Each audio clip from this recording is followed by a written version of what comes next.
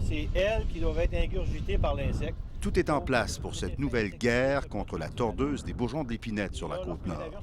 2 fois par jour, pendant tout le mois de juin, une flotte de 3 appareils AT-802 déverseront de l'insecticide en forêt, principalement au nord de Bécomo et de Port-Cartier. L'avion est aussi équipé d'un autre équipement. Les spécialistes de la SOPFIM assurent que l'insecticide biologique utilisé, le BTK, est sans danger pour la nature et la santé humaine. C'est une bactérie, en fait, qui est reproduite, qui est mélangée avec de l'eau, qu'on épand au-dessus des forêts. Et c'est lorsque l'arpenteuse de la pruche ou la tordeuse des bourgeons de l'épinette bouffe cet insecticide-là que l'effet insecticide se met en place et ça fait que l'insecte ne mange plus. La tordeuse des bourgeons d'épinette est de retour en force sur la Côte-Nord.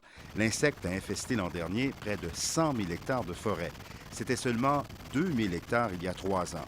On ne pourra pas éradiquer l'épidémie, qui survient tous les 25 ans environ, mais on souhaite à tout le moins limiter les dégâts. On cherche plutôt à protéger le feuillage annuel des arbres le temps que cette épidémie-là passe.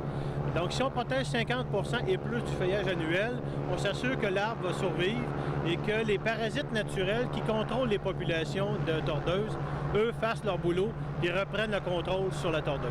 La Côte-Nord est la seule région du Québec où la pulvérisation aérienne sera nécessaire cette année.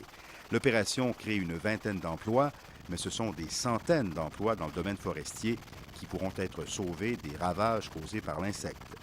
Daniel Tremblay, TVA, Bécomo.